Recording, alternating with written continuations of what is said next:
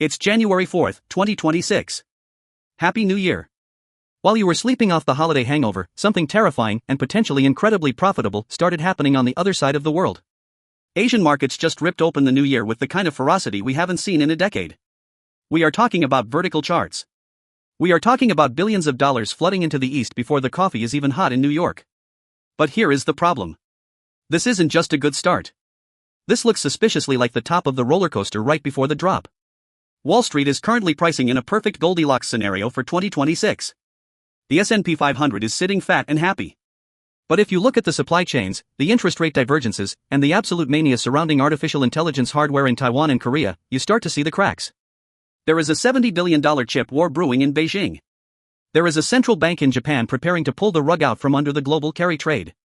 And there is a bubble in AI semiconductors that makes the dot-com era look like a rational investment strategy. If you own the S&P 500, if you have a 401k, or if you're holding tech stocks like Nvidia, Apple, or AMD, what is happening right now in Seoul and Shanghai is going to determine your net worth for the next 12 months. Is this the melt-up of the century, or is the Asian contagion about to bleed out Wall Street? Today, we are peeling back the layers of the global economy to show you exactly where the smart money is moving and where the trapdoors are hidden. Buckle up. We're going deep. Let's start with the elephant in the room. Actually, the monster in the room. Artificial intelligence. For the last 3 years, the narrative has been simple: buy AI, get rich. And for the most part, that worked. But as we kick off 2026, the narrative is shifting dangerously. Last year, the MSCI Asia Stock Index beat global peers by nearly 5 percentage points. That is the strongest relative showing since 2017. Why? Because Asia is the hardware store for the AI revolution. You can design a chip in California, but if you can't build it in Taiwan or package it in Korea, it's just a drawing on a napkin. But here is where the wallet connection comes in for you. We are seeing a massive divergence. While US tech stocks are priced for absolute perfection, Asian tech stocks are signaling exhaustion. Ken Wong over at East Spring Investments in Hong Kong just dropped a bombshell. He's not calling it a bubble yet. He's calling it AI fatigue. Think about what that means. Fatigue means the exponential growth is leveling off. If you look at the capex of the major cloud providers Google, Microsoft, Amazon, they have spent trillions building data centers. But in 2026, the market is asking, where are the profits? If earnings trajectories for these Asian hardware suppliers start to deteriorate even by 1%, it signals that the demand from US tech giants is slowing down. And if demand slows down, the valuations of the Magnificent Seven in the US are mathematically impossible to sustain. This is exactly what happened in 2000. It wasn't that the internet went away. It was that the build-out phase slowed down. Cisco Systems, the company that built the plumbing of the internet, lost 80% of its value not because the internet failed, but because everyone had already bought their routers. Right now, we are seeing a concentration risk that is frankly terrifying. In Taiwan and Korea, the entire market is being held up by a handful of companies.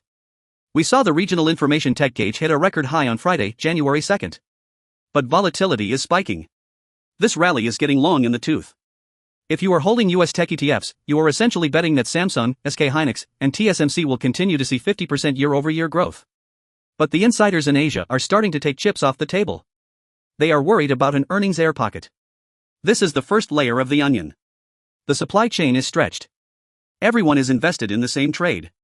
And when everyone is on one side of the boat, it doesn't take a tsunami to capsize it. It just takes a small wave. Now, let's pivot to the geopolitical wildcard that could completely upend your portfolio in 2026, China's self-reliance trade. For years, the mainstream media told you that US sanctions would crush China's ability to make advanced chips. They said China was uninvestable. Well, look at the scoreboard today. Beijing is currently weighing a stimulus package of incentives worth up to $70 billion. That is not a typo. That is $70 billion injected directly into the veins of their semiconductor industry. While Wall Street is hyper-focused on AI exuberance, smart money is quietly looking at the valuation gap. Here is the math: the Nasdaq 100 is trading at roughly 25 times forward earnings. That is expensive.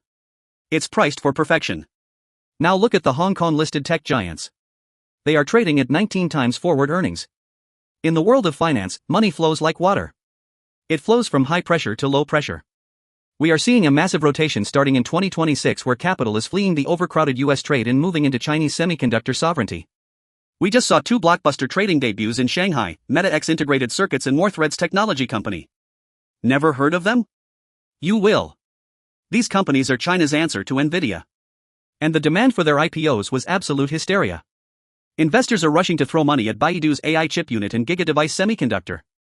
Why should a guy in London or New York care about gigadevice? Because of the substitution effect. Every chip that China successfully manufactures domestically is one less chip they buy from the West or its allies. If China succeeds in this $70 billion push, they decouple from the global supply chain. This hurts the earnings of Western semiconductor equipment manufacturers, companies like Applied Materials or ASML that are staples in many Western portfolios. Furthermore, this creates a Tech War 2.0 scenario.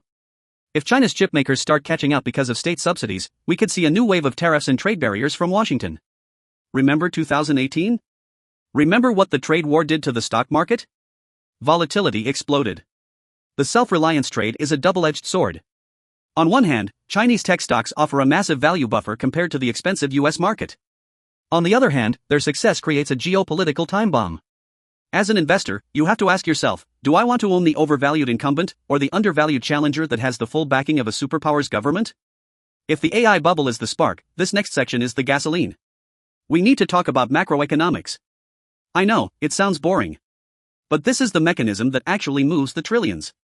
In 2026, we are witnessing a great divergence in monetary policy that we haven't seen in decades. Here is the setup. The US Federal Reserve is expected to cut rates twice this year. China and India are cutting rates to stimulate growth. But Japan and Australia? They are looking to hike rates. This is a nightmare scenario for the carry trade.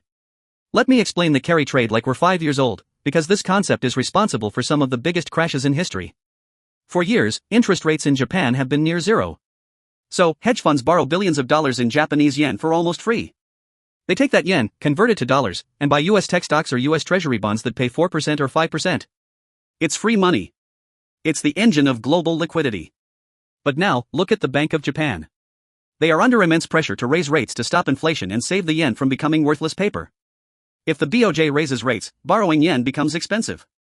If the BOJ raises rates, the yen gets stronger against the dollar. When that happens, the hedge funds start losing money on the loan and the currency conversion. They panic. They have to unwind the trade. How do they unwind? They have to sell the US assets to buy back the yen to pay off the loan. This triggers a massive sell-off in the S&P 500. We saw a preview of this in mid-2024, and it rattled markets. In 2026, the risk is even higher. Dylan Wu from Pepperstone Group put it perfectly: highly leveraged or rate-sensitive assets face greater pressure. If you are holding high-growth, unprofitable tech stocks in your portfolio, you are in the blast radius of the Bank of Japan. Meanwhile, look at India. The Reserve Bank of India is likely to cut rates. This provides a gentle tailwind for Indian equities. This creates a safety valve. Smart investors are looking at this map. They see the US and Japan as danger zones for currency volatility, and they see India and Southeast Asia as the beneficiaries of cheap money. The Australian Central Bank is also signaling a pivot to tightening. This splits the Asia-Pacific region right down the middle. The takeaway? Your US dollar-denominated assets are not living in a vacuum. A rate hike in Tokyo can crash a portfolio in Toronto faster than you can click sell. Watch the Japanese yen. It is the canary in the coal mine for 2026. Let's talk about the winners. Because amidst all this risk, there are two massive opportunities emerging.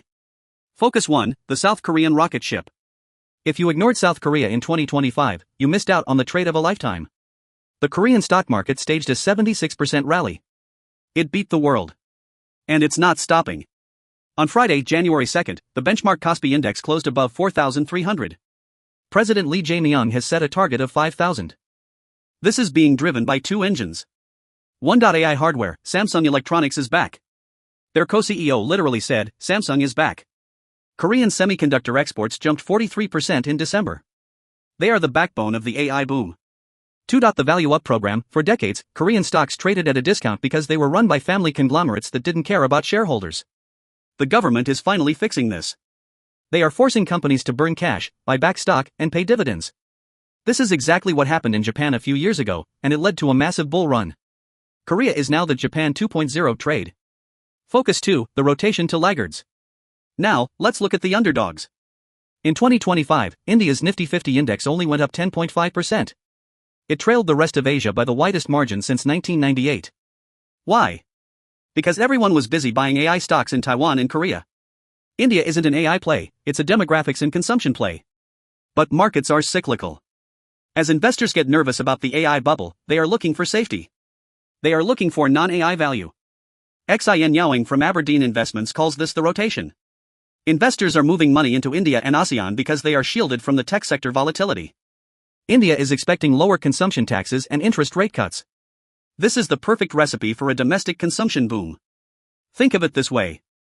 Korea/Taiwan equals the high-risk/high reward AI casino. India/ASEAN equals the defensive fortress. If the US market crashes because of the AI bubble bursting, India might actually outperform because it's not correlated to Nvidia's earnings. It's correlated to how many motorcycles and tubes of toothpaste 1.4 billion people buy. For a Western investor, an ETF exposing you to Indian consumers or Southeast Asian banks might be the best hedge you can own against a tech wreck in 2026. So, how do we trade this? Based on everything we've analyzed, the supply chain, the Chinese pivot, the central bank wars, and the Korean boom, here are the 3 scenarios for 2026. Scenario 1, the Goldilocks melt up. The Fed cuts rates, the AI boom finds a second wind thanks to new software breakthroughs, and the Bank of Japan stays quiet. In this world, the Korean Kospi hits 5,000, the S&P 500 rallies another 15%, and the bubble keeps inflating. Winning move, stay long on semiconductors and Korean equities. Scenario 2, the Great Rotation. This is the most likely outcome. AI stocks hit a wall. They don't crash, but they stop growing. Capital rotates violently out of US big tech and into value markets like China and India. The S&P 500 trades sideways or dips, while emerging markets outperform for the first time in a decade. Winning move, sell US tech, buy China internet and India. Scenario 3, the carry trade crash. The Bank of Japan hikes rates aggressively to save the yen. The global liquidity pump turns off. The AI bubble bursts due to lack of cheap capital. We see a 20% correction across US and Asian markets. Winning move, cash, gold, and long-term US treasuries. The start of 2026 has given us a clear signal. The center of gravity in the financial world is shifting east. The gains we saw this week in Asia are not just noise. They are a warning. The volatility is rising, the policy paths are diverging, and the easy money has already been made. You have 2 choices right now. You can close your eyes, keep your money in a generic S&P 500 index fund, and hope that the AI bubble never bursts and the Japanese yen never rises. Or, you can recognize that the game has changed. The opportunities are in the laggards like India, the reformers like Korea, and the contrarian value plays in China. The market is screaming at you. Are you listening? Thanks for watching. If you want to know which specific ETFs I'm watching to hedge against the yen unwinding, check the link in the description. Don't forget to like, subscribe, and turn on notifications because 2026 is going to be a bumpy ride, and you don't want to miss the next update. I'll see you in the markets.